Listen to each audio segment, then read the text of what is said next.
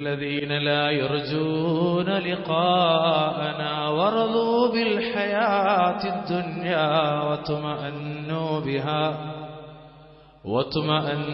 بها والذين هم عن آياتنا غافلون.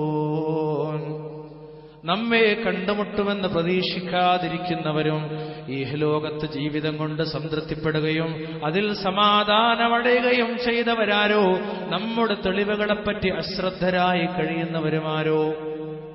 അല്ലാഹുവിന്റെ ഖുർആന നമ്മെ കണ്ടുമുട്ടുമെന്ന് പ്രതീക്ഷയില്ല. ഈ ലോകത്തെ ജീവിതത്തിലാണ് അവർ തൃപ്തിപ്പെട്ടത്, അതിലാണ് അവർ സമാധാനമടഞ്ഞത്. ഒരു ലോകത്തെ പറ്റിയുള്ള ധാരണ, മറ്റൊരു ലോകത്തേക്ക് കടന്നു വരേണ്ടവരാണ് നിങ്ങളെന്ന കാഴ്ചപ്പാട് നമുക്കുണ്ടാക്കി തീർക്കാൻ പടച്ചിറപ്പിന്റെ ദൃഷ്ടാന്തങ്ങൾ വല്ലദീനഹും അൻ ആയാതിനാ ഗാഫിലൂൻ. വല്ലാത്തൊരു വാചക ഖുർആന്റെ വാക്ക്.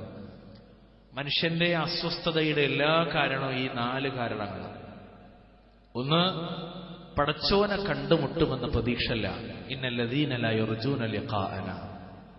രണ്ടാമത്തെ വിഷയമോ വറളൂ ബിൽ ഹയാത്തിദ് ദുനിയാ. ഈ ഇഹലോക ജീവിതം കൊണ്ട് തൃപ്തിപ്പെട്ടവരാണവർ. വതുമഅന്നു ബിഹാ.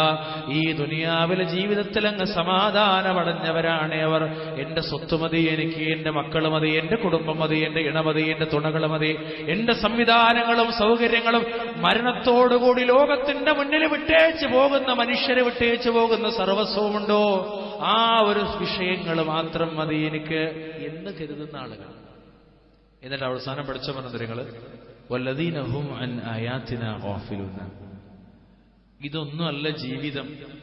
മനുഷ്യരെ, ഒരു മരണമുണ്ട്, ആ മരണത്തിനപ്പുറം ഒരു ജീവിതം വരാനുണ്ട് എന്ന് കൃത്യമായി ലോകത്തേക്ക് പ്രവാചകന്മാരെ പറഞ്ഞയച്ച് അവസാനത്തെ പ്രവാചകരായ ഹബീബ് റസൂലുള്ളാഹിയിലൂടെ സ്വല്ലല്ലാഹു അലൈഹി വസല്ലം ഈ ദീനങ്ങ് പൂർത്തീകരിച്ചിട്ട് ഏതൊന്നാണോ ലോകത്തിന്റെ മുന്നിൽ വിട്ടേച്ചത്, അതിനെപ്പറ്റി ലോകത്ത് മനുഷ്യർ അശ്രദ്ധയിലാണ്.